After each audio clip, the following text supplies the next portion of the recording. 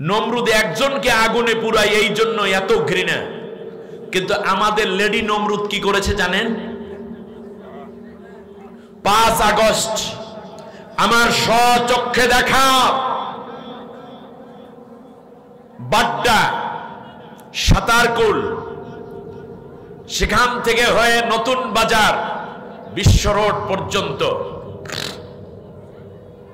এই দিকে রামপুরা, শুধু এই রোডের চিত্রটা দেখার একটা সুযোগ আমার ছিল। বিভিন্ন থানায় ভারত থেকে অবৈধ অস্ত্র সহ সৈনিক তারা এনে, পুলিশ তারা এনে রেখেছে বাংলাদেশের মুসলমানদের হত্যা করার জন্য, যারা পালিয়ে গেছে, ঠিক কিনা বলেন? এক পর্যায়ে কি করলো? সমানে গুলি করলো আন্দোলনকারী ছাত্রদের। ইন্ডিপেন্ডেন্ট ইউনিভার্সিটি, ব্র্যাক ইউনিভার্সিটি, সেখান থেকে নিয়ে আফতাবনগরের ভেতর থেকে বের হওয়া তাওহিদি জনতা সবার উপরে সমানে গুলি করলো, শত শত লাশ ফেললো। তার মধ্য থেকে রাস্তার মধ্যে পড়ে থাকা কার মায়ের কলিজার টুকরা সন্তান রে ছটফট করছে। এইরকম 12টা লাশ একসাথে একটা ভ্যানের উপর তুলছে। ভ্যানের উপর তুলে ভ্যানওয়ালাদের দেখবেন অনেক বড় রশি থাকে, অন্যের মালামাল বাসা চেঞ্জ করা, ফ্রিজ বান্ধা ইত্যাদি জন্য রশি রাখে তারা। রশি দিয়ে এই 12টা লাশ শক্ত করে পেঁচিয়ে বেঁধেছে পুলিশ। তার উপরে একটা পলিথিন দিয়ে, নীল বর্ণের পলিথিন, যেন লাশ দেখা না যায়, ঢেকে দিল। কিছু দূর যাওয়ার পরে ঠেলে ঠুলে একটা এই যে তেলের পাম্পের ভিতর ঢুকালো। তেলের পাম্পের ভিতর ঢুকানোর পরে বলল যে এই তো পেট্রোল আছে? বলে হ্যাঁ আছে স্যার। ওরা তো কাঁপতেছে কর্মচারীরা, বলল এদের গায়ে পেট্রোল ঢাল। যখন এইভাবে পলিথিনটা সরিয়ে ফেললো, 12টা লাশ। টকবগে যুবক, টকবগে যুবক, আমার দেশের আগামী নেতৃত্ব দানকারী তারা ছিল সন্তান, ঠিক না বলেন? মা বাবার আগামীর স্বপ্ন তারা। কার হৃদয় ছেঁড়া, নারী ছেঁড়া ধন গো। এরপর এভাবে পেট্রোল ঢেলে দিয়ে ভিজিয়ে দিল। আর এক পুলিশ বলল এখানেই আগুনটা লাগা, কিন্তু না, ওরা বলল স্যার পায়ে ধরছি, এখানে আগুন দিলে পেট্রোল, কেরোসিন, ডিজেল, গ্যাস সব পুরো ছাই হয়ে যাবে, আপনারা একটু রাস্তার মধ্যে একটু দূরে সরাই দেন। আগুন দেওয়ার জন্য রাস্তা থেকে মাঝখানে নিয়ে রাজপথে আগুন ধরিয়ে 12টা লাশ এক ভ্যানের উপরে পুড়িয়ে কয়লা করে দিয়েছে। তাহলে একজন পোড়ানোর জন্য যদি আল্লাহ বাঁচাইছেন ইব্রাহিমকে, তাকে যদি বলেন নমরুদ, তাহলে যে 12টা লাশ একসাথে পোড়ালো তাকে কি নমরুদ বলবেন? এর হিসাব হবে। এখনো যারা ওই দলে আছেন তওবা করেন, যদি বাঁচতে চান আল্লাহর গজব থেকে, দুনিয়ায় যদি নিরাপত্তা পেতে চান। ইব্রাহিম আলাইহিস সালাম থাকেন ফিলিস্তিন। কোথায়? ফিলিস্তিনে। ফিলিস্তিনে গেলেন কেন? নমরুদ যখন তাকে আগুনে ফেলে দিল, ওই আগুন থেকে আল্লাহ রব্বুল আলামিন যখন তাকে উদ্ধার করলেন, 40 দিন পর তিনি তখন আল্লাহর কাছে বললেন ইন্নী জাহিবুন ইলা রব্বি সাইয়াহদিন। আল্লাহ গো, আমার তো আর কেউ রইল না, তুমি আমাকে সঠিক পথটা দেখাই দাও। আল্লাহ তাআলা বললেন তুমি ফিলিস্তিনের পথ ধরো। ফিলিস্তিন চলে গেলেন ইব্রাহিম আলাইহিস সালাম। সেখানে গিয়ে সারা নামক এক রূপসী, বিশ্বের শ্রেষ্ঠতম এক সুন্দরীকে বিয়ে করলেন। সুবহানাল্লাহ বলেন। কে দিয়েছেন? আল্লাহ মিলিয়ে দিয়েছেন। সে এক অনেক বড় ঘটনা, সে এক অনেক বড় ঘটনা। তার কারণ হচ্ছে বিবি সারা রাতে স্বপ্নে দেখছে রাজকন্যা, বিশ্বের 4 জন শ্রেষ্ঠতম সুন্দরী, তার মধ্যে একজন বিবি সারা। সুবহানাল্লাহ বলবেন না আপনারা? কয়দিন আগে আমির হামজা ভাই কি এক মহিলা নিয়ে কি কথা বলল, তাতে হুলুস্থুলি কাণ্ড, ঠিক না? না, ইসলামে অনেক সুন্দরী আছে, তবে সবচেয়ে বড় সুন্দরী নারীরা কখনোই সামনে আসে না যারা আল্লাহকে ভয় করে। এরকম বহুত পর্দানসীনা আমাদের হাফিজি মাদ্রাসা, মহিলা মাদ্রাসা, কওমি মাদ্রাসা, আলিয়া মাদ্রাসায় বোরকায় নেকাব ঢাকা, যে যাকে বিশ্ব সুন্দরী বলছে, ওরা তো একেবারে অনেক মানুষের সামনে বের হয়ে পড়া, নিজের সতীত্ব লুণ্ঠন করা, কিংবা বিভিন্ন রকমের কায়দা কানুন করে তারপরে তারা বিশ্ব সুন্দরী নাম দেয়। এটা কোনো মুসলমান নাম দিতে পারে না। বিশ্ব সুন্দরী মানে সবচেয়ে বেশি পর্দানসীনা হবেন তিনি, ঠিক না বলেন? আমার ভাইরা, আমি যেই জায়গাটায় চাই, বিবি সারা এক রাতে স্বপ্নে দেখছে, স্বপ্নের মধ্যে দেখতেছে আল্লাহ রাব্বুল আলামিন ইব্রাহিমকে রেখেছেন আগুনের মধ্যে। সুবহানাল্লাহ বলেন।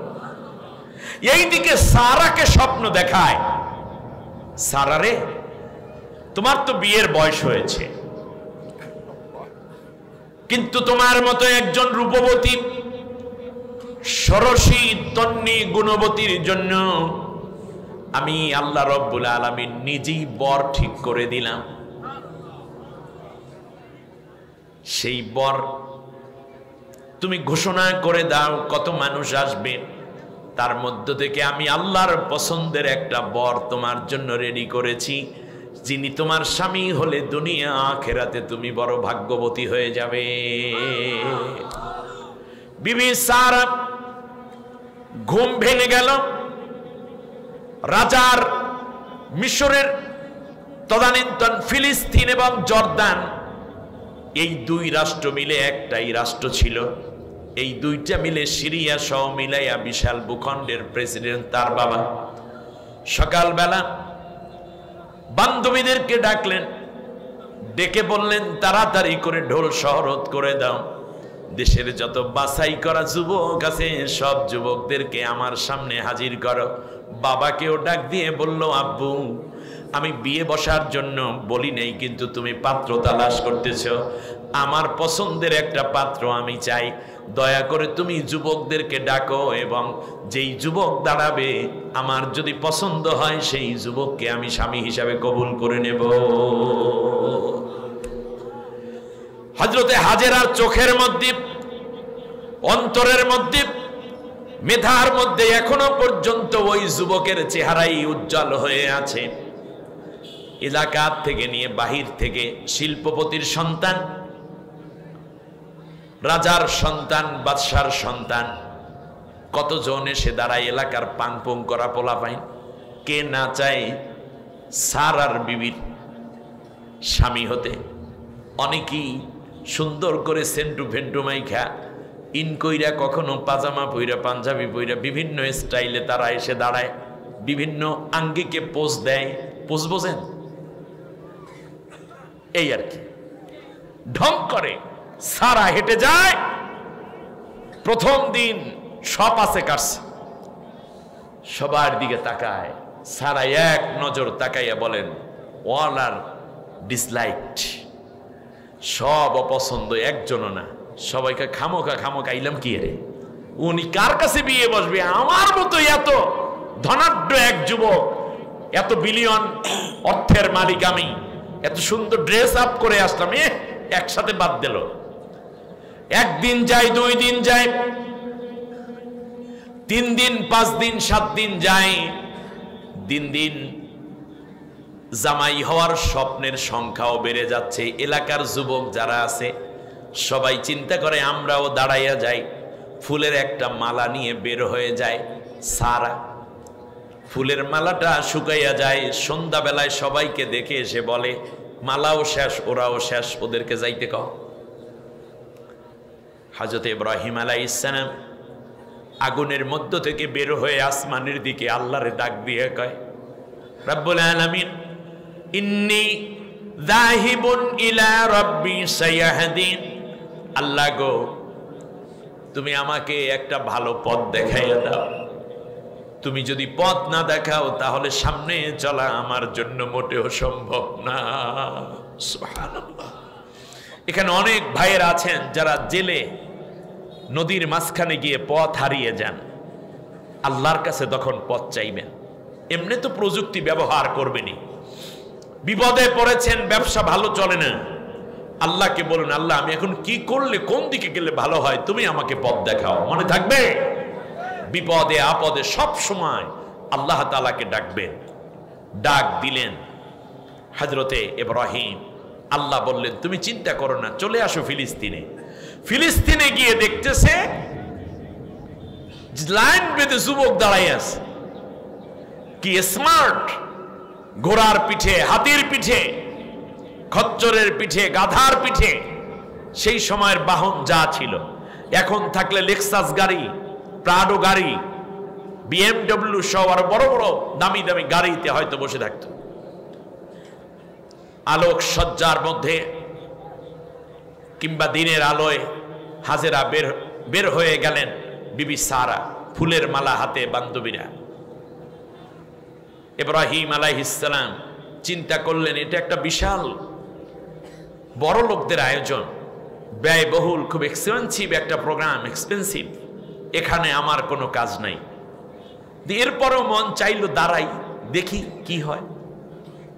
ইব্রাহিম আলাইহিস সালাম সবার শেষে যাই ওই কর্নারে, এই যে আমাদের আব্দুল করিম ভাই আছেন এখানে, করিম ভাই আছে কই, খুব সরল সহজ এক বান্দা। আমাদের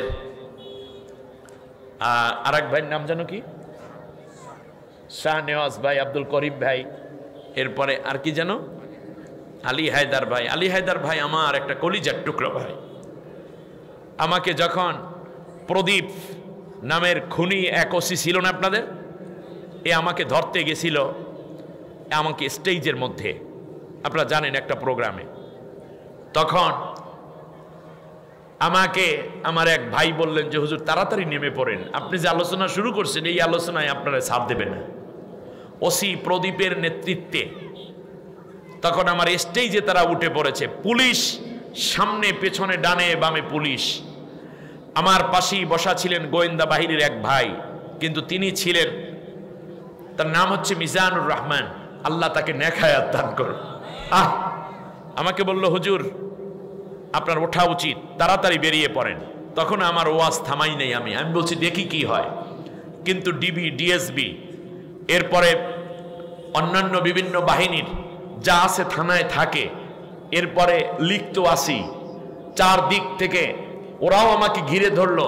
আমার পক্ষে কথা বলার যারা ছিলেন তারা আস্তে আস্তে করে চলে যাচ্ছেন, মাহফিল পুরো পণ্ডু হয়ে যাচ্ছে। পুলিশের যখন বাঁশির ছিটি, 3-4টা গাড়ি রেডি করে রাখছে, র্যাব আসতেছে, ঠিক সেই মুহূর্তে আমাকে মিজান ভাই বললেন আপনি বেরিয়ে পড়েন। আমি আস্তে করে বের হয়ে গেলাম পুলিশের সামনে দিয়া, কিন্তু পুলিশ আমাকে ধরতে পারে নাই, তার কারণ পুলিশ আমাকে টার্গেট করে আসলেও আমাকে আর চিনতে পারে নাই। আল্লাহ তাআলা আমাকে সেভ করেছেন, সুবহানাল্লাহ বলেন। তখন আমাকে এই আলী হায়দার পাগলা ভাইটি আমার, ওই আব্দুল করিম ভাইটি আমার, মাহমুদুল করিম যারা আছেন, এরা মোটরসাইকেলে করে দৌড়ে টান দিছে, কোথায় নিয়ে গেছে আমি জানি না। আমার গাড়ির ড্রাইভারকে তাড়াতাড়ি করে ফোন করে বললাম গাড়িটা ওখান থেকে সরিয়ে ফেলো। তারপরে আমি বাস্তবতা বলছি, ওনারা তো সাক্ষী, হাজার হাজার মুসলমান আপনাদের এই টেকনাফের সাক্ষী। শেষ পর্যন্ত আমাকে অনেক বনের ভিতরে এক বাড়িতে নিয়ে গেছে।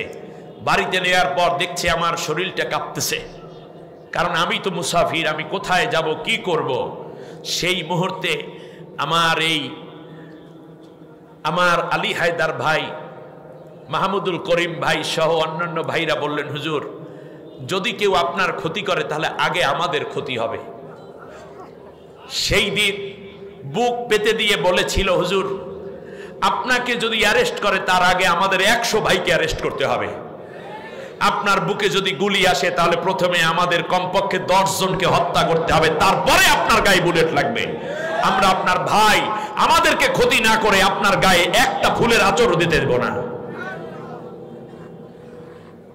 আমার আজকে মাহফিল ছিল মিজানুর রহমান আজহারি ভাইয়ের সাথে লালমনিরহাটে, আমার নামে পোস্টার হয়েছে, মাইকিং হয়েছে, আপনারা জানেন। কিন্তু ওই প্রোগ্রাম শেষ করে এসে আমি এই প্রোগ্রাম ধরতে পারবো না। আমি লোভী নই, আমি আপনাদেরকে প্রচন্ড ভালোবাসি, যেমন আপনারা আমাকে ভালোবাসেন, মায়া করেন।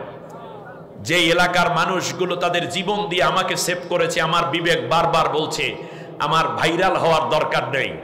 ওই মিজান আজহারি ভাইয়ের আগে 1 ঘন্টা ওয়াজ করার কথা ছিল আমার, 12টা থেকে 1টায় 1 ঘন্টা আমার শিডিউল।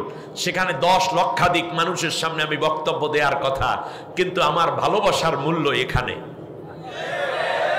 আপনারা কি আমাকে ভালোবাসেন না? আল্লাহু আকবার, আপনারা আমাকে ভালোবাসেন না? আল্লাহ তুমি এই ভালোবাসার খাতিরে কিয়ামতের দিন আমার এই ভাইদেরকে সহ তোমার আরশের নিচে আমার জায়গা করে দিও। আল্লাহ তোমার আলেমকে যারা ভালোবাসলো তুমি তাদেরকে ভালোবাসো, তোমার আলেমকে যারা মায়া করে আল্লাহ তুমি তাদেরকে মায়া করো। আল্লাহ তোমার আলেমের জন্য জীবনের ঝুঁকি যারা নেয় আল্লাহ তুমি তাদের জীবন নিরাপদ করে দাও, বলেন আমিন।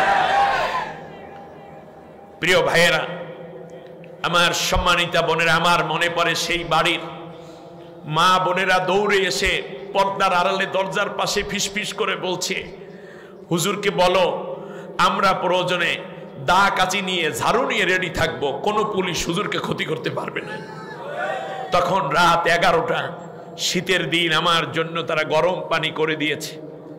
আমার জন্য, যেহেতু আমার পোশাক পরিচ্ছদ ছিল না সাথে, ভাইয়েরা কাপড় দিয়েছে, জামা দিয়েছে, কম্বল দিয়েছে। ওই রাতে ছিলাম। সকালে ফজরের আগেই মহিলারা উঠে, আমার মায়েরা উঠে নাস্তা তৈরি করছে আমার জন্য। গরম রুটি, গরম ভাত, গরম গোশত কোত্থেকে পাইল এরা। তারপরে সেই সকালে ছিলাম, দুপুরে ছিলাম। দুপুরে খাওয়ার পরে আমার হোটেলের সিট চেঞ্জ করে দিয়ে আমাদের হানিফ, এখানে আছো আবু হানিফ, সে অন্য হোটেলে নিয়ে গেছে, কারণ গোয়েন্দারা খবর পেলে তো সুবিধা। আমার মোবাইল বন্ধ, অন্যের মোবাইল দিয়ে বাসায় আমি জানিয়ে দিয়েছি। লাইভ চলছিল। আমার স্বজন, আমার আত্মীয় স্বজন এবং আমার পরিবার খুব তটস্থ ছিল, কারণ এই অঞ্চলে যে কোনো সময় মানুষ কিডন্যাপ হয়ে যায়। কিন্তু আল্লাহ তাআলা হেফাজত করেছেন। আমি মনে করেছি ওই লালমনির হাটের বিশাল মাহফিলের চাইতে আমার এই সিরাত মাহফিল আমার কাছে কোটি গুণ বেশি দামি, কারণ এখানে আমার ভালোবাসার মানুষগুলো আছে, যেই মানুষগুলো আল্লাহর নবীকে রক্ষা করার জন্য বদর ওহুদে প্রাণ দিয়েছিল, ইসলাম রক্ষা করার জন্য, নবীকে সেভ করার জন্য, আল্লাহর নবীকে রক্ষা করার জন্য। আবু হালা রাদিয়াল্লাহু তাআলা নিজে পাথর বুকে নিয়েছেন, শহীদ হয়েছেন সাফার কিনারে। জুনদুব রাদিয়াল্লাহু তাআলা আনহু নবীকে সেভ করার জন্য 82টা তীর নিজের শরীরে বিঁধেছেন ওহুদের পাহাড়ে। আমার মনে হচ্ছিল সেই দিনের আমার যারা সেভ করার জন্য এগিয়ে আসছে তারাই আমার আসল ভাই, তারা আমার কলিজার টুকরা। আমি কোনো দিকে ডান বামে না তাকিয়ে, ওখান থেকে বারবার কল আসতেছে, আমি বলে দিছি সরি, আমি আপনার মাহফিলে গেলে হেলিকপ্টারে চড়ে যদি আজহারি ভাইয়ের সাথে আসি, তারপরে আমার বিমান, তারপরে কক্সবাজারে আসা আমার জন্য খুব টাফ হয়ে যাবে, রিস্ক হয়ে যাবে, সুতরাং আপনার মাহফিলটা আমি কনসিডার করলাম। বলল যে আপনি বোকা হুজুর, একজনে বলেছে। আমি বলছি আমি বোকা না। বলল যে আপনি জীবনে কি 10 লাখ মানুষের সামনে ওয়াজ করবেন? আমি বললাম আমার 10 লাখ দরকার নাই, আমার 10 জন দরকার। আজকের এই বিশাল মাহফিল থেকে আমি কি 10টা ভাইকে পাবো যারা আগামী দিনে আল্লাহর কোরআনের রাজ কায়েমের জন্য, মাজলুমকে বিজয় করার জন্য, নবীর আদর্শ কায়েমের জন্য নিজের বুককে পেতে দিয়ে আল্লাহর কোরআনের বিচারের জন্য কাজ করবে? তাদের হাত তুলে আমি দেখতে চাও।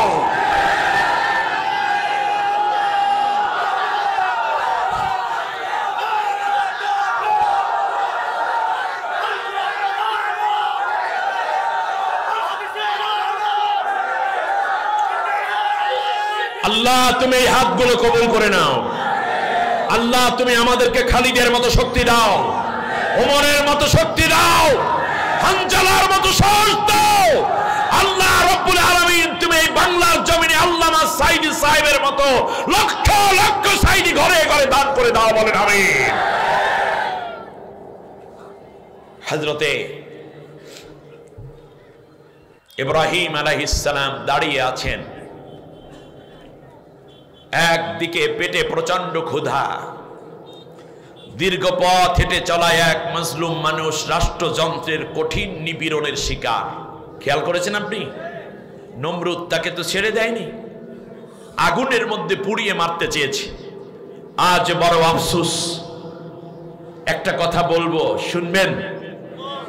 নমরুদ কয়জনকে আগুনে ফেলে হত্যা করতে চাইছে? নাম কি? সেই জন্য নমরুদের প্রতি আমাদের এত ঘৃণা। নমরুদ একজনকে আগুনে পুরায়, এই জন্য এত ঘৃণা। কিন্তু আমাদের লেডি নমরুদ কি করেছে জানেন? 5 আগস্ট আমার স্বচক্ষে দেখা বাড্ডা, সাতারকুল, সেখান থেকে হয়ে নতুন বাজার, বিশ্ব রোড পর্যন্ত,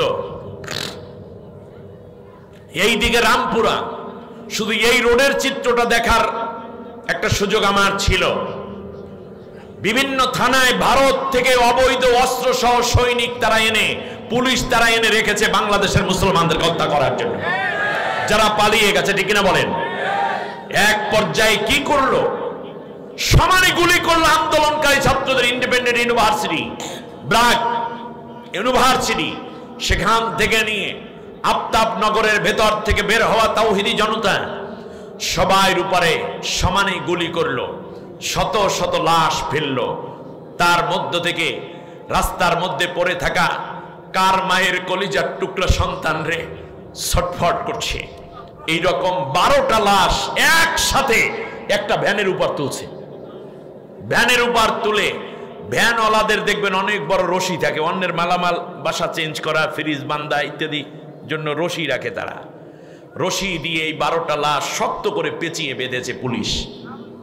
তার উপরে একটা পলিথিন দিয়ে, নীল বর্ণের পলিথিন, যেন লাশ দেখা না যায়, ঢেকে দিল। কিছু দূর যাওয়ার পরে ঠেলে ঠুলে একটা এই যে তেলের পাম্পের ভিতর ঢুকালো। তেলের পাম্পের ভিতর ঢুকানোর পরে বলল যে এই তো পেট্রোল আছে? বলে হ্যাঁ আছে স্যার। ওরা তো কাঁপতেছে কর্মচারীরা। বলল এদের গায়ে পেট্রোল ঢাল। যখন এইভাবে পলিথিনটা সরিয়ে ফেললো, 12টা লাশ। টকবগে যুবক, টকবগে যুবক, আমার দেশের আগামী নেতৃত্ব দানকারী তারা ছিল সন্তান, ঠিক না বলেন? মা বাবার আগামীর স্বপ্ন তারা। কার হৃদয় ছেঁড়া, নারী ছেঁড়া ধনগ। এরপর এভাবে পেট্রোল ঢেলে দিয়ে ভিজিয়ে দিল। আর এক পুলিশ বলল এখানেই আগুনটা লাগা, কিন্তু না, ওরা বলল স্যার পায়ে ধরছি, এখানে আগুন দিলে পেট্রোল, কেরোসিন, ডিজেল, গ্যাস সব পুরে ছাই হয়ে যাবে, আপনারা একটু রাস্তার মধ্যে একটু দূরে সরাই দেন। আগুন দেওয়ার জন্য রাস্তা থেকে মাঝখানে নিয়ে রাজপথে আগুন ধরিয়ে 12টা লাশ এক ভ্যানের উপরে পুড়িয়ে কয়লা করে দিয়েছে। তাহলে একজন পোড়ানোর জন্য যদি আল্লাহ বাঁচাইছেন ইব্রাহিমকে, তাকে যদি বলেন নমরুদ, তাহলে যে 12টা লাশ একসাথে পোড়ালো তাকে কি নমরুদ বলবেন? এর হিসাব হবে। এখনো যারা ওই দলে আছেন তওবা করেন। যদি বাঁচতে চান আল্লাহর গজব থেকে, দুনিয়ায় যদি নিরাপত্তা পেতে চান। আমার ভাইয়েরা, ইব্রাহিম আলাইহিস সালাম দাঁড়িয়ে আছেন, অন্যরা চিরুনি করে আবার সেন দেয়। ইব্রাহিম আলাইহিস সালাম দাঁড়ায় আসমানের দিকে তাকায়, মালিক রাজার মাইয়ার বিয়া, আমার বাবাও আমাকে বিয়ে করাবে না, আমার মাও তো আর বিয়ে দেখতে পারবে না, কারণ আমার বাবা নিজে আমারে আগুনে ফেলার জন্য রশি ধরে টানতেছিল। ভুলে গেছেন আপনারা? আল্লাহ তাআলা আমার জীবনের জন্য একটা নিরাপত্তা দরকার, আমার জীবনের জন্য একটা শেল্টার দরকার রে মালিক। শুধু তোর কথা বলেছি, এজন্যই আমাকে আগুনের মধ্যে ফেলা হয়েছিল, তুমি আমাকে বাঁচাইয়া দিলা। আল্লাহ, আজকে যেই সুযোগটুকু আমি দেখতেছি, তুমি যদি আমাকে দান করো আল্লাহ, আমি সাদরে গ্রহণ করব, তুমি ছাড়া আমার কেউ নাই।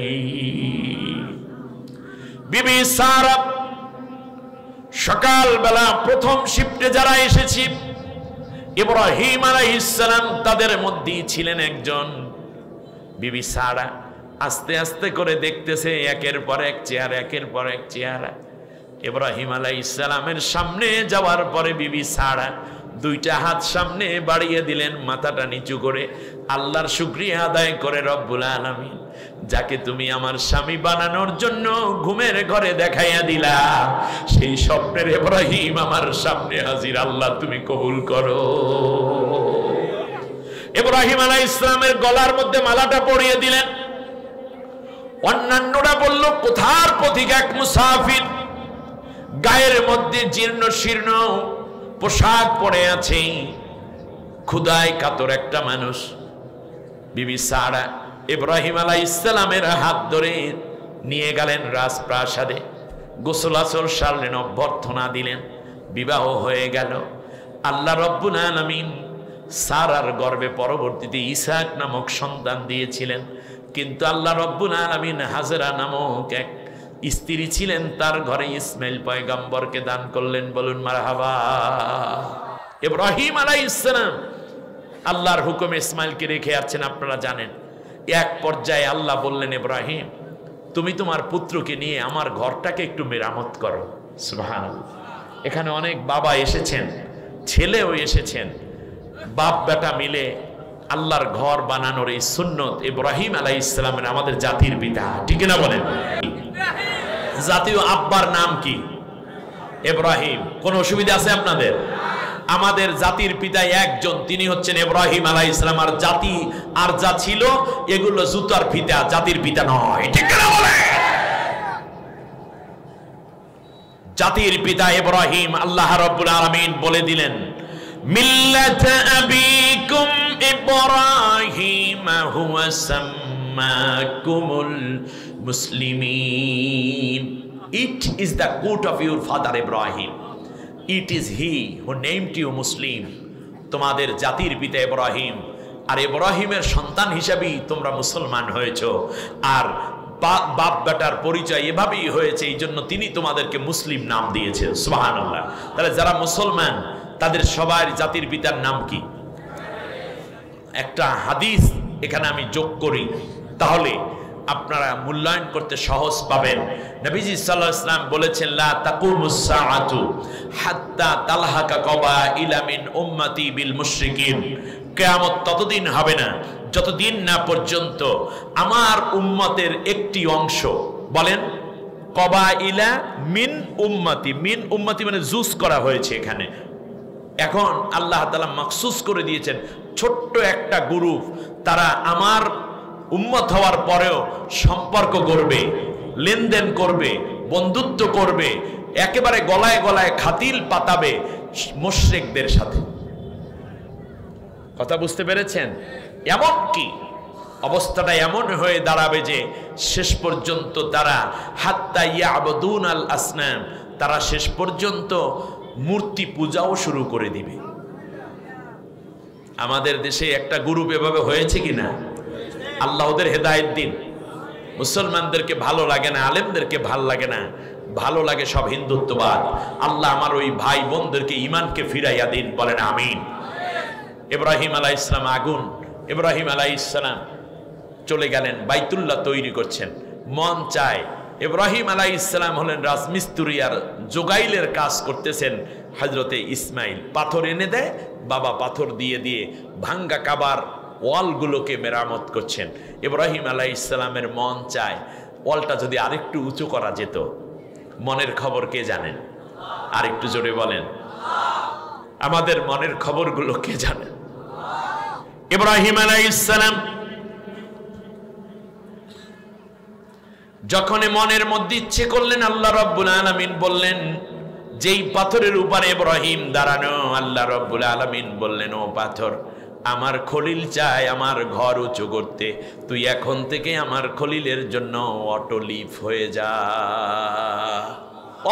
অটোলিফট, যেখানে যেতে চাই সেখানে নিয়ে যাবি। রুকনে ইয়ামিনী বরাবর, রুকনে ইরাক, মুলতাজেম, মিজাবের আহমেদ, এমনি করে করে যেই জায়গায় আমার ইব্রাহিম যেতে চায় আস্তে করে পাথরটা উঁচু হয়ে যায়। আবার যখন নিচে যাওয়া দরকার, ইব্রাহিমের বলার দরকার নাই, অটো নিচে চলে আসে। ইসমাইল আলাইহিস সালাম পাথর এনে দেন, ছোট্ট মানুষ, আর ইব্রাহিম আলাইহিস সালাম পাথর দিয়ে সুন্দর করে সব বানাইয়া দেয়। যখন পাথর থেকে ইব্রাহিম আলাইহিস সালাম নেমে পড়বেন, সাথে সাথে আল্লাহ রাব্বুল আলামিন পাথরকে নোটিস করে বললেন, পাথর তুই কি জানো এতক্ষণ পর্যন্ত তোর বুকের মধ্যে কে দাঁড়াইয়াছিল? আল্লাহ রাব্বুল আলামিন বললেন, পাথর তুই ছিলি আমার জান্নাতে। জান্নাত থেকে দুইটা পাথর আল্লাহ দুনিয়ায় পাঠাইছেন, একটা হলো হাজরে আসওয়াদ, আর একটা হলো ওই মাকামে ইব্রাহিমের পাথর। ইব্রাহিম আলাইহিস সালাম নেমে যাবেন, পাথরকে বলল, আল্লাহ তাআলা বললেন, পাথর যদি স্মরণীয় হতে চাও, শক্ত থাইকো না, নরম হইয়া আমার খলিলের পায়ের চিহ্নটা তোর বুকের মধ্যে এঁকে রাখ। ইব্রাহিম আলাইহিস সালাম দেখলেন পাথর এই তার টাকনু গিরা পর্যন্ত গেড়ে গেল। আপনারা দেখবেন যারা হজ করতে যান, ওই যে মাকামে ইব্রাহিম যেটা গ্লাস দিয়ে ঢাকা ঘেরা, ওইটা কিন্তু ওই পাথর, ওটা বেহেশতে ছিল। আদম আলাইহিস ইসলামকে পাহারা দেওয়ার জন্য আল্লাহ রেখেছিলেন। ওইটা ছিল দুইজন ফেরেশতা। আদম আলাইহিস ইসলামের শয়তানের ওয়াসওয়াসায় পড়ে যখন ফল খেয়ে বসলেন, আল্লাহ বললেন তোদেরকে দিছিলাম গার্ড দিতে, তোরা গেছিলি কই? বলে আমাদের ফেরেশতাদের সাথে একটু আড্ডা দিতে গেছিলাম, মাঝখানে ইবলিস তো কাম ঘটাইয়া ফেলাইছে উল্টা পাল্টা, এখন কি করবে? আল্লাহ বললেন যাও দুনিয়ায়। তার একটা পাথর হলো মাকাম ইব্রাহিম, আর একটা ছিল আবিয়াদুম মিনাল লাবান, দুধের চেয়েও সাদা। নবীজি বলেন আল্লাহ তাআলা বললেন আমার বান্দারা গুনাহ নিয়ে তোর কাছে আসবে, যখন চুমু দিবে, তোকে যখন স্পর্শ করবে তার গুনাহগুলো তুই নিয়ে নিবি। ফলে এইটা আস্তে আস্তে কালো হচ্ছে। এখন পাথরের নাম হইল কালো পাথর। আসওয়াদ, হাজরে আসওয়াদ মানে কি? কালো পাথর। কিন্তু এটাই কালো ছিল দুধের চেয়েও সাদা।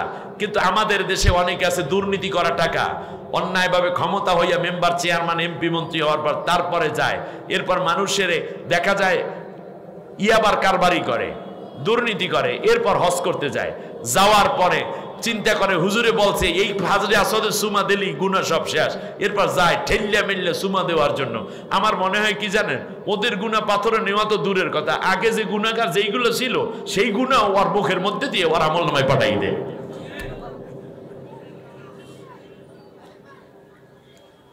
অন্যের হক নষ্টকারী কোনোদিন জান্নাতে যাবে না, ঠিক না বলেন? এবারে আসেন, ইব্রাহিম আলাইহিস সালাম দোয়া করলেন, আল্লাহ তুমি এমন এক নবী পাঠাও যেই নবী হবে তোমার আয়াত তেলাওয়াত করে শোনাবে। তাই নবীওয়ালা কাজ কি বলেন? আয়াত তেলাওয়াত করে শোনানো, ওই আল্লিমুল কিতাব, এবং আল্লাহর কিতাব শিক্ষা দেয়া। আর তৃতীয় কাজ হচ্ছে জ্ঞান বিজ্ঞান শিক্ষা দেওয়া, প্রযুক্তির উন্নয়ন ঘটানো। আর চতুর্থ কাজ হচ্ছে গুনাহ থেকে মানুষকে ফিরে রাখানো। সুবহানাল্লাহ বলেন। এবারে আসেন দ্বিতীয়, এই চারটা কাজ, এবার পঞ্চম কাজে আসে। আল্লাহর নবী বলেছেন বুইস্তুলি উতাম্মিমা মাকারিমাল আখলাক। পঞ্চম কাজ হচ্ছে উন্নত চরিত্র গঠন করা। সুবহানাল্লাহ বলেন। উন্নত চরিত্র গঠন করা। উন্নত চরিত্রটা কি? আল্লাহর নবী সাল্লাল্লাহু আলাইহি ওয়াসাল্লাম কোনোদিন মিথ্যে বলতেন না।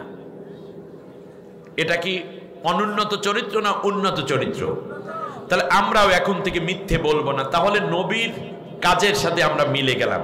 নবী কি আমানতের খেয়ানত করতেন? আমরাও আমানতের খেয়ানত করব না। তাহলে নবীর চরিত্র উন্নত হয়ে গেলাম আমরা। আল্লাহ রাব্বুল আলামিনের হাবিবের মধ্যে ছিল কোনো ঘৃণা ছিল না, হিংসা ছিল না। আমরাও যদি হিংসা ঘৃণা ত্যাগ করি তাহলেও আমরা উন্নত চরিত্র হয়ে যাব। মনে রাখবেন, আগের দিনগুলো আমরা স্মরণ করব না, সামনে এক নতুন আলোকময় সমাজ এবং আলোকিত জাতি, আলোকিত দেশ আমরা গঠন করব, ঠিক না? সেই জন্য আমাদেরকে ঐক্যবদ্ধ হতে হবে। চরিত্রের সংশোধন ছাড়া একটি উন্নত জাতি গড়া সম্ভব নয়। আল্লাহ নবী সাল্লাল্লাহু আলাইহি ওয়াসাল্লাম মানুষের সাথে মিশতেন, কথা বলতেন স্বতঃস্ফূর্তভাবে, মাতব্বরি করতেন না। আমরা অহংকার বশত কাউকে এড়িয়ে যাব না, সম্ভব হলে আগ্রহের সাথে কথা বলবো। মনে থাকবে আল্লাহ নবী স্ত্রীদের সাথে প্রচন্ড ঝগড়া করতেন না, বরং তিনি স্ত্রীদেরকে প্রায়োরিটি দিতেন, স্ত্রীদেরকে মহাব্বত করতেন। তাহলে আপনি যদি নবী সাল্লাল্লাহু আলাইহি ওয়াসাল্লামের উন্নত চরিত্র হতে হয়, তাহলে স্ত্রীর সাথে বকাঝকা গালিগালাজ করবেন, নাকি তাকে মহাব্বত করবেন, আদর করবেন, স্নেহ ভালোবাসা দিতে হবে, ঠিক আছে কিনা?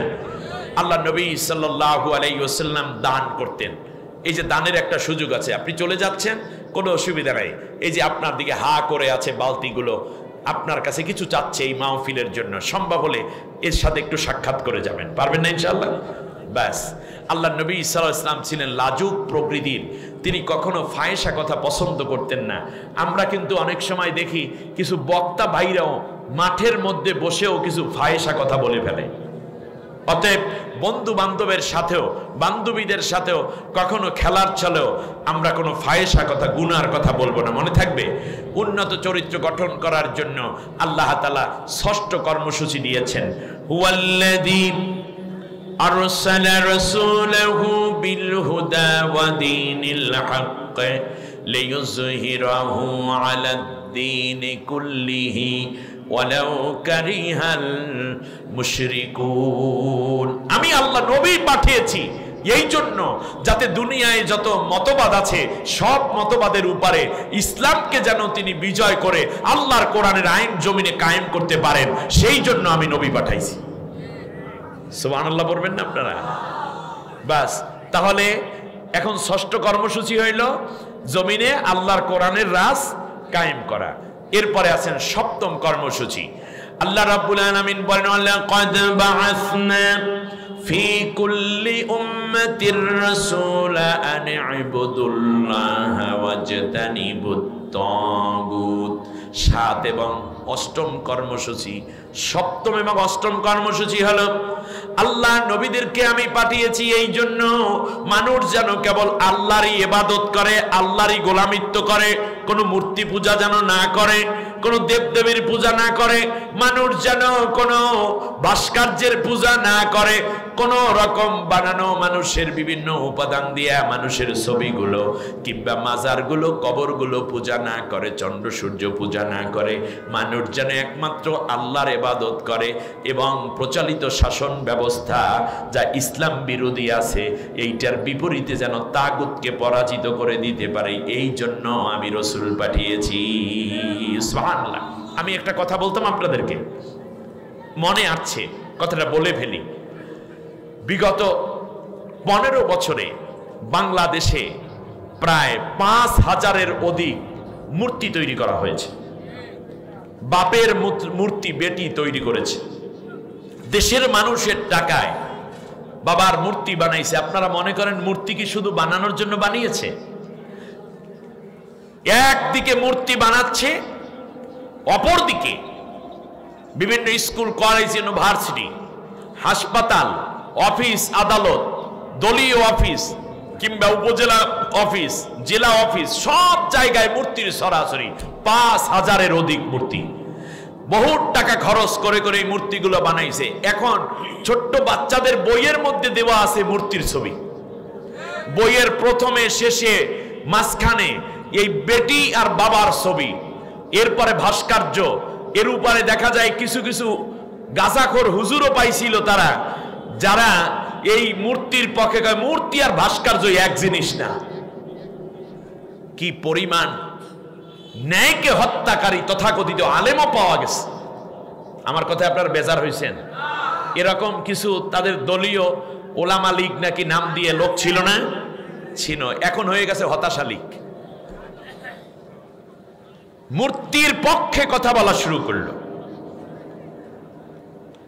এমন একটা সময় আসতো, আমি আপনাদেরকে বলছি, এমন একটা সময় আসতো পুলিশকে, র্যাব, গোয়েন্দা, ডিবিডিএসপি এবং তার দলীয় কর্মী এবং নেতাদেরকে বলা হতো যে যারা আমার বাবার পা ধরে এইভাবে সালাম করবা তারা মনে করবো খাঁটি বাংলাদেশি, খাঁটি দেশপ্রেমিক, আর যারা বিপরীত করবা তারা সব রাজাকার, যুদ্ধ অপরাধী, দেশদ্রোহী। শেষ পর্যন্ত বাধ্য হয়ে ওই মূর্তি সামনে রেখে আমার দেশের লক্ষ লক্ষ ছেলে মেয়েরা সেলিউট করত আর মুশরিক হয়ে যেত। আল্লাহ রব্বুল আলামিন এই শিরক থেকে বাঁচানোর জন্য এই বিপ্লব করিয়েছেন। আল্লাহ দেখলেন এটা আলেমদের দেশ, মসজিদের দেশ, মাদ্রাসার দেশ, হাফিজি মাদ্রাসার দেশ, এখানের মানুষেরা শাহজালাল, শাহ মাকদুম, শরীয়তুল্লাহর দেশ। এই দেশটার মধ্যে লক্ষ লক্ষ তরুণ যুবকের ঈমান নষ্ট হয়ে যাবে, কোটি কোটি মুসলমান শিরকে লিপ্ত হয়ে যাবে। এইটা আল্লাহ বরদাস্ত করেন নাই। এই জন্য আল্লাহ তাআলা ওদের পরাজয় করাইয়া সব মূর্তিগুলো মাটির সাথে মিশিয়ে দিয়েছে।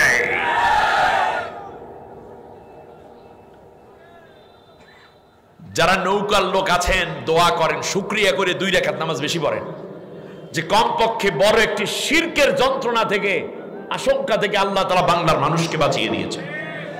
আর না হলে কয়দিন পর আপনার ঘরে ঘরে মূর্তি যাইতো। ওই যেই ঘরে মূর্তি রাখতে চাইতো না সেইটা কি বলা হতো, এটা রাজাকার, এরা পাকিস্তানের দালাল, এরাই হচ্ছে দেশদ্রোহী, এরাই হলো জঙ্গি গোষ্ঠীর সদস্য। এই রকম বদনাম দিত। সুতরাং বাধ্য হয়ে আপনি এটাকে শ্রদ্ধা করতে রাজি হয়ে যেতেন, চাকরির জন্য, সম্মানের জন্য, নিরাপত্তার জন্য। কোন কোন মাসালায় ফেরাউন শুধু মূর্তি বানায় নাই, ঘরে ঘরে মূর্তি পৌঁছাইছে। নমরুদ শুধু নিজের মূর্তি বানায় নাই, বরং ঘরে ঘরে মূর্তি পৌঁছাই দিয়েছিল। যেমন, ঠিক না বলেন? আল্লাহ আমাদেরকে বাঁচিয়েছেন। 2টা কণ্ঠটা ছেড়ে দিয়ে জোরে আওয়াজ করে বলেন আলহামদুলিল্লাহ। তাহলে একমাত্র আল্লাহর ইবাদত করবে এবং তাগুত থেকে বাঁচবে। 7 এবং 8 নম্বর কর্মসূচি। 9 নম্বর কর্মসূচি হলো আল্লাহ রাব্বুল আলামিন বলেন, শোনো আমার নবীজি কি বললেন, বুইস্তু মুআল্লিমা, আমি এই পৃথিবীর বুকে প্রেরিত হয়েছি শিক্ষক হিসাবে। বলুন মারহাবা। নবী কি আল্লাহ তাআলা প্রেরণ করেছেন কি হিসাবে? শিক্ষক হিসাবে। তাহলে নবী আমাদের শিক্ষক। যারা রাজনীতি করেন, রাজনীতি শেখার জন্য নবীর রাজনীতি শিখুন, তাহলে আপনার ওস্তাদ হবেন নবী, আপনি হবেন নবীর উম্মত। কিন্তু কার্ল মার্কসের রাজনীতি আপনি কেন শিখতে গেলেন? লেনিনের রাজনীতি দিয়ে কি করেন? মাও সেতুংয়ের রাজনীতি কি করেন? ফ্রয়েডের রাজনীতি আপনি কি করেন?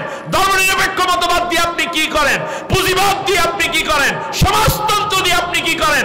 আমার আপনার রাজনৈতিক নেতা হচ্ছে মুহাম্মদ রাসূলুল্লাহ সাল্লাল্লাহু আলাইহি ওয়াসাল্লাম, যিনি অন্ধকারাচ্ছন্ন পৃথিবীতে আইয়ামে জাহিলিয়াতের বিপরীতে এমন এক রাষ্ট্র তৈরি করলেন যেই রাষ্ট্রের মধ্যে জিনা, ধর্ষণ, ব্যভিচার ছিল না, দুর্নীতি ছিল না, খুন ছিল না, বেপরদা ছিল না, মানুষের অধিকার হরণ ছিল না, ইমানদাররা নামাজি ছিল, কেউ বেনামাজি ছিল না, কেউ কারো সতীত্ব নিয়ে দুশ্চিন্তার কারণ ছিল না। তার কারণ সব মানুষগুলো ছিল একে অন্যের প্রতি দয়ালু আর আল্লাহকে ভয় করে চলতো। ঠিক না বলেন? হযরত আবু বকর রাদিয়াল্লাহু তাআলা আনহু এই রাষ্ট্রই পরিচালনা করেছেন, ওমর রাদিয়াল্লাহু তাআলা আনহু এই রাষ্ট্রই পরিচালনা করেছেন। অতএব আপনি যদি ভালো স্বামী হতে চান, আপনি একজন ভালো শিক্ষক দরকার আপনার, তিনি হচ্ছেন মুহাম্মদ সাল্লাল্লাহু আলাইহি ওয়াসাল্লাম। তার মতো ভালো স্বামী এই পৃথিবীতে আর হবে না। ঠিক কিনা বলেন? তিনি পিতা হিসাবে শিক্ষক, তার মতো ভালো পিতা পৃথিবীতে আর কি কেউ হবে? তিনি নানা হিসাবে সফল, তার কারণ তার মতো ভালো নানা এই পৃথিবীতে আর কি কেউ হবে? আসরের নামাজ, হযরতে হাসান হুসাইন এসছে নানার ঘরে বেড়াতে, নানাকে দেখছে মসজিদে নববীর মধ্যে, দুইজনই ছোট, সেজদার মধ্যে নানার ঘাড় এবং পিঠ পেয়ে হোসাইন উঠছে, হাসান উঠছে পিঠের উপরে, হোসাইন চড়ছে ঘাড়ের মধ্যে। কিন্তু এই ঘাটটা তো নিচের দিকে, ও আবার ছোট মানুষ তো, দইরা মুহাম্মদ সাল্লাল্লাহু আলাইহি ওয়াসাল্লামের, আমাদের নবীর বড় বড় চুল, বাবরি চুল, এই চুলগুলো শক্ত করে ধরছে। আল্লাহর নবী সেজদা থেকে মাথা উঠান না, সাহাবীরা পেছনে দীর্ঘ সময়। এক পর্যায়ে আল্লাহ নবী সাল্লাল্লাহু আলাইহি ওয়াসাল্লাম এক হাতে সেজদা রেখে আর এক হাত দিয়ে চাইলেন হোসাইনকে, হাসানকে পিঠ থেকে এবং ঘাড় থেকে নামাতে। জিবরিল আলাইহিস সালাম এসে হাজির হয়ে বলল, ইয়া রাসূলুল্লাহ, আপনি এই কাজটা করবেন না। আল্লাহ বলেছেন ওরা যতক্ষণ পর্যন্ত নিজের ইচ্ছায় আপনার পিঠ এবং ঘাড় থেকে নেমে না যায় ততক্ষণ জোর করে আপনি নামাবেন না। নানা কারে কয়? সুবহানাল্লাহি বিহামদিহি। নামাজ শেষে সাহাবীগণ বলল, ইয়া রাসূলুল্লাহ, এটা এত দীর্ঘ কেন? কোনো কারণ ছিল কিনা? ওহী নাজিল হলো কিনা? নবী বললেন, না, ওহী নাজিল হয়েছে ভিন্ন, কিন্তু হাসান হোসাইন আমার পিঠের উপরে এবং ঘাড়ের উপর চড়া ছিল, আমি নামাইতে চাইলাম কিন্তু জিবরিল নিষেধ করলো। সুবহানাল্লাহ। আল্লাহর নাকি খুব পছন্দ হাসান হোসাইন আমার ঘাড়ের উপরে, আমার পিঠের উপরে উঠবে, এটা নাকি আল্লাহর খুব পছন্দ। সুবহানাল্লাহ, সুবহানাল্লাহ। অতএব আপনি যদি ভালো শিক্ষক, টিচার হতে চান, তাহলে নবীকে দেখতে হবে। কারণ নবীজি বলেছেন, যে ব্যক্তি শিক্ষা দেয় কিন্তু ওয়াইজা গদিবতা ফাসকুত, যখন তুমি রাগ হবে তখন চুপ থাকবে, এই টিচারটা খুব ভালো। শিখায় কিন্তু মারে না, রাগ করে না ছাত্রকে, এই টিচারটা খুব ভালো। সুবহানাল্লাহ বলেন। আমার ভাইয়েরা, হযরতে আনাস রাদিয়াল্লাহু তাআলা আনহু বললেন, আমি 10 বছর নবীজির খেদমত করলাম।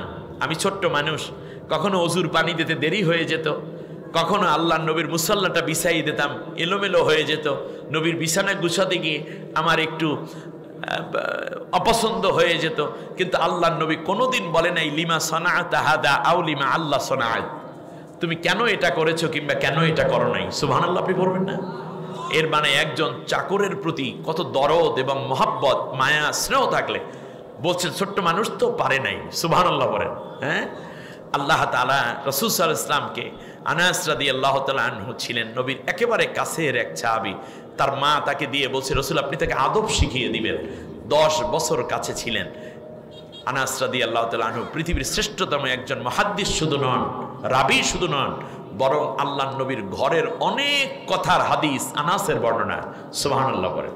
বইস্তু মুআল্লিমা, আল্লাহর নবী বলেছেন বইস্তু লিকাসরিল মাজামির, বাদ্যযন্ত্রগুলোকে ভেঙে দিয়ে আল্লাহর কোরআনের বরত্ব, আল্লাহর তাকবীর ধ্বনি বড় করার জন্য আল্লাহ আমাকে পাঠিয়েছেন। সুবহানাল্লাহ বলেন। আর 12 নম্বরে আল্লাহ রাব্বুল আলামিন এর হাবিব বলেছেন, আমি প্রেরিত হয়েছি বইস্তুলি কাসরিল আসনাম, বহুত্ববাদ এবং বিভিন্ন দেবদেবীর পূজা থেকে বাঁচিয়ে মানুষদেরকে এক আল্লাহর দিকে আহ্বান করার জন্য আমি প্রেরিত হয়েছি। সুবহানাল্লাহ। নবীজির এই আহ্বানগুলো যদি আমরা বাস্তবায়ন করতে পারি, তাহলে নবীর কাজ ছিল আল্লাহর কোরআনের রাজ কায়েম করা। আমরা কি পারবো করতে? ইনশাআল্লাহ, ইনশাআল্লাহ। নবী ছিলেন উত্তম আদর্শ, উসওয়ায়ে হাসানা। আমরা কি এখন থেকে সমাজের মধ্যে শ্রেষ্ঠ মানুষ হওয়ার চেষ্টা করতে পারবো? চোর হতে চেষ্টা করব না, দুর্নীতি করতে চেষ্টা করব না। বলেন, নবীর ঘরে যাওয়ার সময়, নবী যাওয়ার সময় আয়েশা রাদিয়াল্লাহু তাআলা আনহাকে বললেন, আয়েশা আমার ঘরে কি আছে? নবী একেবারে জীবনের শেষ মুহূর্ত অফাত হয়ে যাবেন। আয়েশা বলল, ইয়া রাসূলুল্লাহ, ঘরের মধ্যে 7টা দিনার আছে, 7টা টাকা আছে। আর কি আছে? 3 কেজি গম আছে। আর কি আছে? 10টা খেজুর আছে। আর কি আছে? রাসূল গো, আমার ঘরে 5 কেজি জব আছে। আল্লাহর নবী বললেন, 7টা দিনার থাকবে আমার ঘরে, আর আমি এই অবস্থায় আল্লাহর কাছে হাজির হব, এটা মানায় না। আয়েশা, আমি ওফাত হওয়ার আগেই এই 7টা দিনার 7 জন গরিবের মধ্যে ভাগ করে দাও। আর আপনি নবীর উম্মত, এক নবীর উম্মত, বাংলাদেশের দরবেশ, বাংলাদেশ থেকে ৬২,০০০ কোটি টাকা বিদেশে পাচার করেছে। ধরা পড়ার আগে সে চিন্তা করলো দাড়ি কামাইয়া ফেলাই। দাড়িগুলো কামাইছে, সাদা দাড়ি, সাদা চুলগুলোকে কালো কলম মাখছে। তারপরে লুঙ্গি পরছে, গেঞ্জি পরছে, 15 টাকা দামের পঞ্চ পইরা দরবেশ রওনা করছে। যেই নৌকায় তারা এত বদমাশ বানাইলো, সেই নৌকায় চড়ছে। আবার সদরঘাট দিয়ে যাচ্ছে কেরানীগঞ্জের দিকে।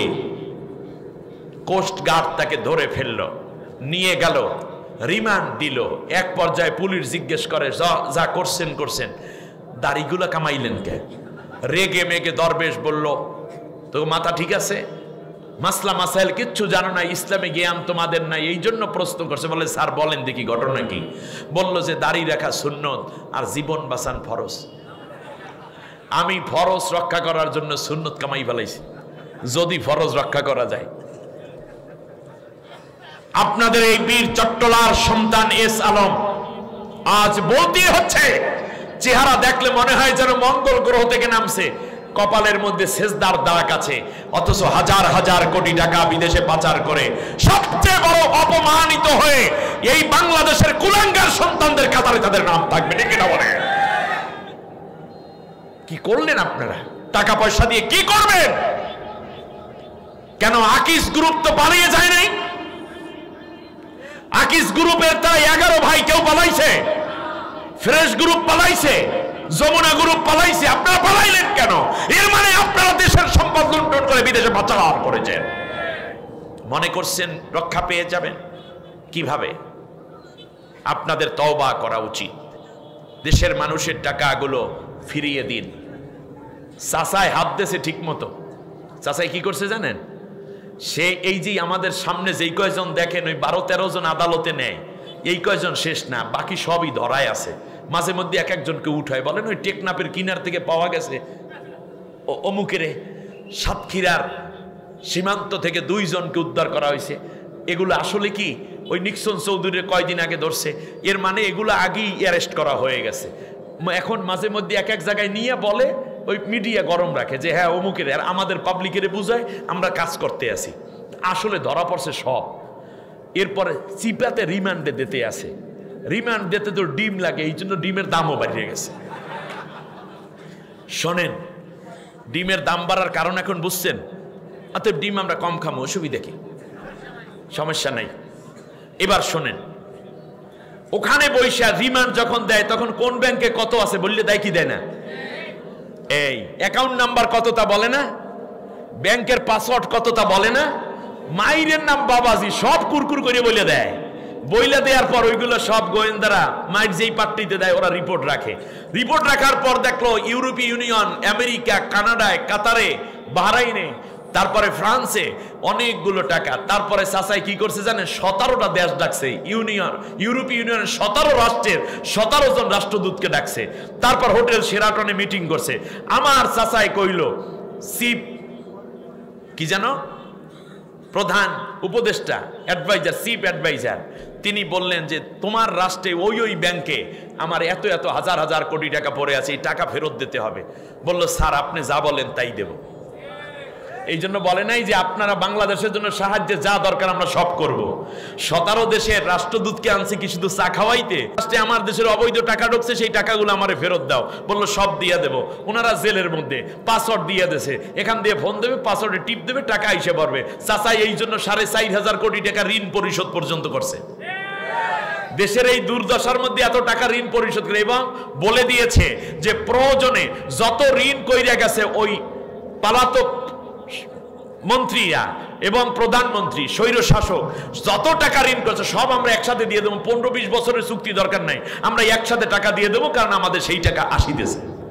বাইরে গ্রামীণ ব্যাংকের একটা মানুষ প্রতিষ্ঠা করলো, যাই বলেন আর না বলেন, টাকা মানুষের কাছ থেকে কিভাবে উদ্ধার করা লাগে এইটা ইউনূস চাচারে শিখাইতে চাইয়েন না।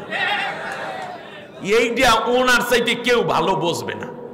তো কিভাবে টাকা উদ্ধার করতে হয় পকেট থেকে, উনি ভালো বোঝে। 2 বইনে পালাইয়ে গেছো, টাকা কোথায় চাচার কাছে খবর হয়ে গেছে, আস্তে করে টাইনে বাইর করিয়া ফেলাই।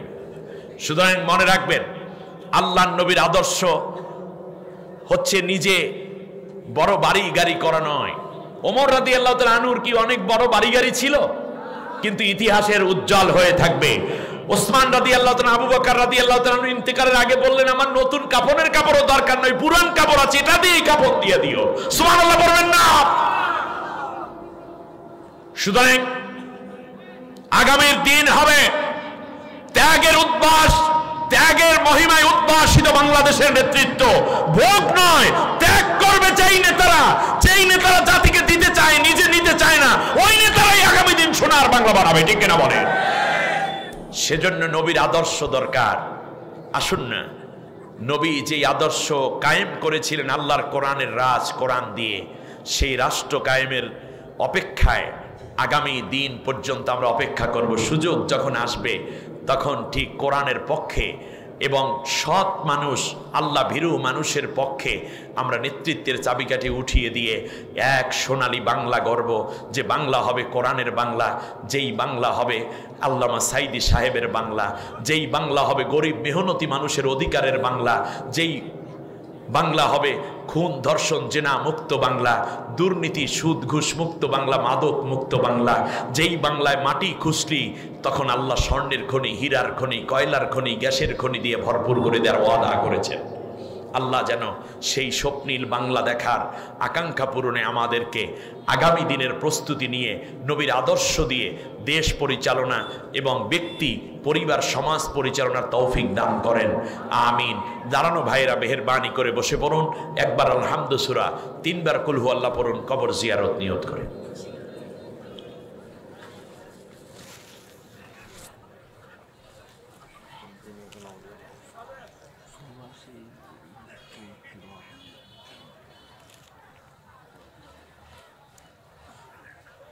اللهم بارك على محمد وعلى آل محمد كما باركت على। সভাপতি আপনি একটু কথা বলবেন না, একটু দোয়া করে দেন আপনি। اللهم آمين। ربنا ظلمنا أنفسنا وإن لم تغفر لنا وترحمنا لنكونن من الخاسرين। ربنا لا تزغ قلوبنا بعد إذ هديتنا وهب لنا من لدنك رحمة إنك أنت الوهاب। رب العالمين উত্তর পুকুরে ইসলামী যুব কল্যাণ সংসদের উদ্যোগে আয়োজিত 35তম সিরাত মাহফিলের আখিরি মোনাজাত, কোরআন পাগল নবীর আশেকদেরকে নিয়ে ভিক্ষুকের মতো তোমার দুয়ারে গভীর নিশীথে হাত পেতেছি। জীবন ভরে যত গুনাহ করেছি, কোরআনের বরকতে, নবীর মহব্বতে আমাদের জিন্দেগির তামাম গুনাহ রাশি মাফ করে দাও। গুনার বোঝা মাথায় লইয়া দেশ বিদেশে ঘুরি,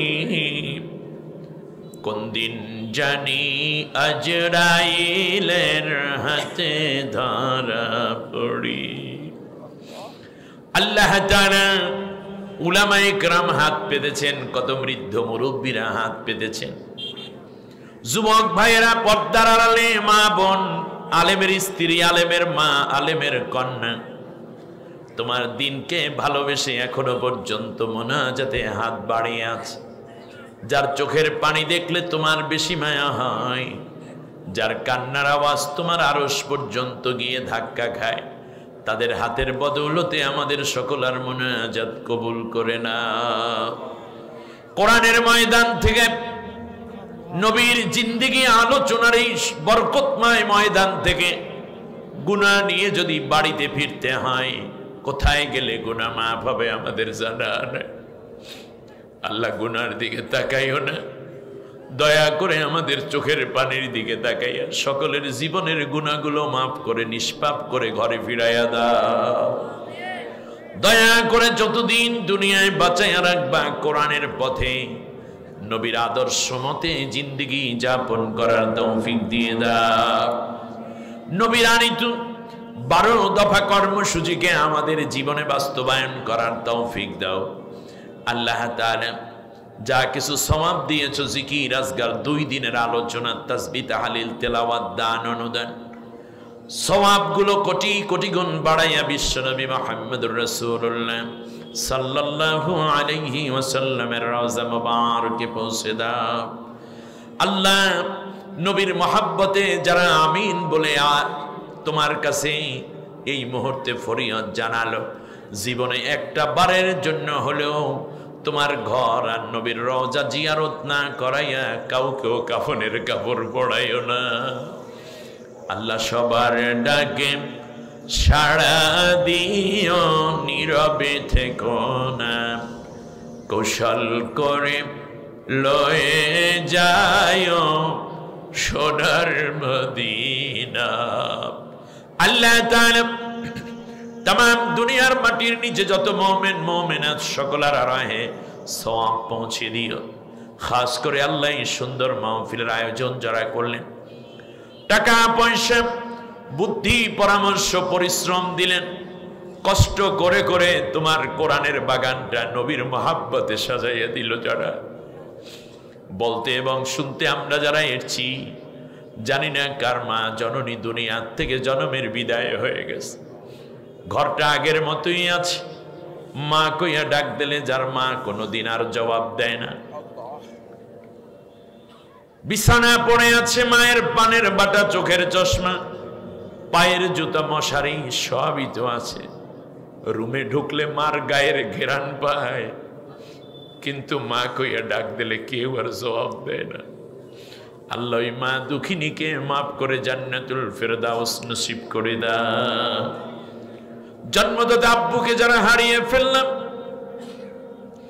মাথার ঘাম পায়ে ফেলে রক্ত পানি করা টাকা দিয়ে আমাদেরকে মানুষ করতেছিলেন পাগল পাড়া। আল্লাহ গো, দুনিয়ায় কত মানুষ দেখি বাবার মতো কেউ নাম ধরে আদর করে আর ডাকে না, বুকের মধ্যে মাথা নিয়ে সান্ত্বনা দিয়ে বলে না চিন্তা করবি না, আমি বাবা বেঁচে আছি, কোনো অসুবিধা হবে না। আল্লাহ গো, বাবাকে যারা হারাইলাম গুনাহগার কইয়া ডাক দিয়া বাবাকে কবরে শরম দিও না। মরিয়া গিয়াছে যার মা বাপ, আল্লাহ তুমি তাদের গুনাহ করো মাফ। মা বাবা একজন কিংবা উভয় যাদের বেঁচে আছেন, নেক হায়াত বাড়াইয়া দাও, শারীরিক সুস্থতা দান করো, রোগবালাই থেকে হেফাজত করো, খেদমত করে যেন তোমার রহমত লাভ করতে পারি তৌফিক দিয়ে দাও। আল্লাহ, নারীরা হাত পেতেছেন, কার মা নাই, কার যেন বাবা নাই, স্বামীকে হারাইয়া কে যেন কান্দে, কলিজার টুকরা সন্তান হারাইয়া কোন মা যেন কাটা কবুতরের মতো ছটফট করছে। আল্লাহ, যাদেরকে নিয়ে গেলা সবাইকে জান্নাতুল ফেরদাউস নসিব করে দিও।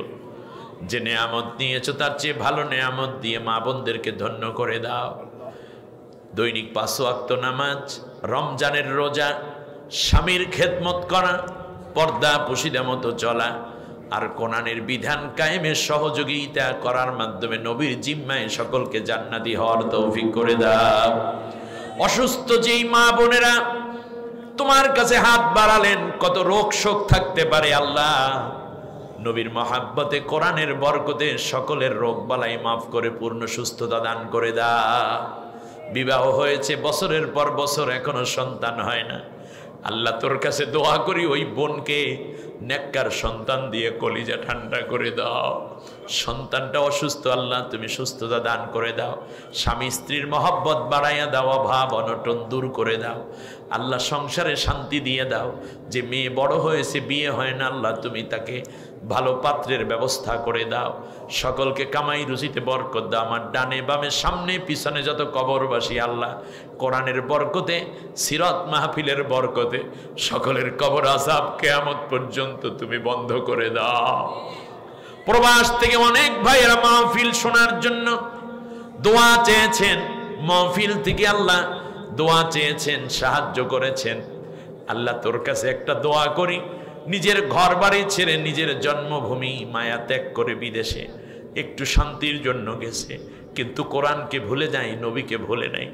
আল্লাহ তোর কাছে প্রবাসী ভাইদের জন্য বড় মায়া করে একটা দোয়া চাই, সকলকে আল্লাহ তুমি ধন মান ইজ্জত সম্মান বাড়াইয়া দাও, আয় বাণিজ্য বৃদ্ধি করে দাও, কোটি কোটি টাকার মালিক বানাইয়া দাও, হালাল পথে চলে আল্লাহ তাআলা দ্বীনের উপর ইস্তেকামাত থাকার তৌফিক দাও, দ্বীনের পথে আরো সাহায্য করার তৌফিক দিয়ে দাও। সব ধরনের অ্যাক্সিডেন্ট, দুর্ঘটনা এবং সব ধরনের বিপদ মুসিবত থেকে প্রবাসী ভাই বোনদেরকে হেফাজত করো। আল্লাহ তাআলা বিগত দিনগুলোতে যারা কোরআনের জন্য জীবন দিলেন সকলকে শাহাদাতের মর্যাদা দাও। জুলাই আগস্টের আন্দোলনে যারা জীবন দিলেন, আমার ছাত্রছাত্রী ভাই বোন যুবক এবং শিশু সকলকে আল্লাহ তুমি শহীদি মর্যাদা দিয়ে ধন্য করে দাও। রব্বুল আলামিন যাদের রক্ত এবং জীবনের উপরে দাঁড়িয়ে আজকে স্বাধীন বাংলাদেশে মন খুলে তোর কোরআনের কথা বলতে পারি, নবীর আদর্শের কথা, বাতিলের বিরুদ্ধে কথা বলতে পারি, আমার ওই ভাই বোনদেরকে তুমি জাহান্নামের আগুনে জ্বালাইও না। যারা হাত হারালো, পা হারালো, কেউ চোখ হারিয়েছে, আল্লাহ তোর কাছে দোয়া করি যেই ক্ষতি হয়ে গেল তোমার রহমত দিয়ে পুষিয়ে দেওয়ার ব্যবস্থা করে দিও।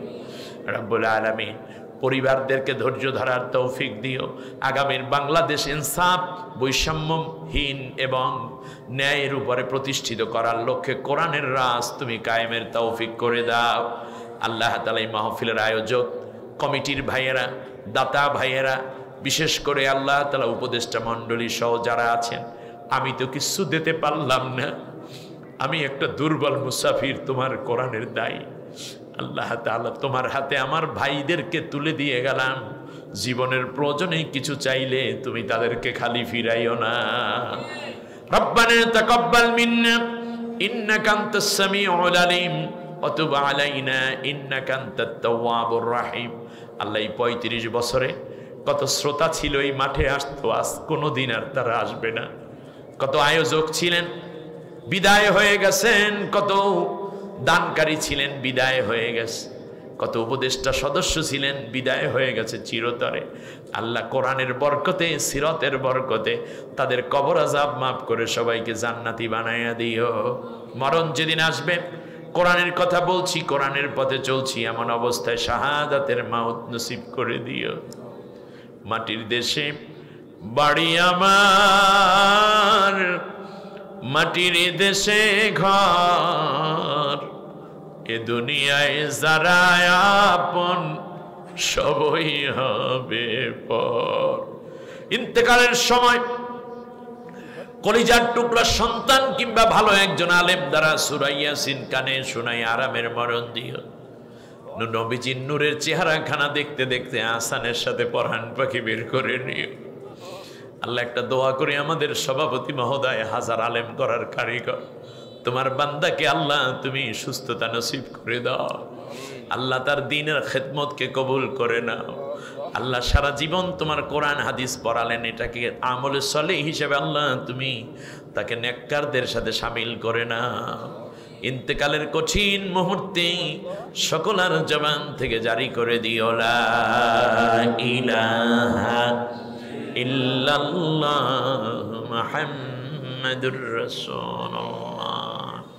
আসসালামু আলাইকুম ওয়া রাহমাতুল্লাহি ওয়া বারাকাতুহু। সুবহানাকাল্লাহুম্মা বিহামদিক আশহাদু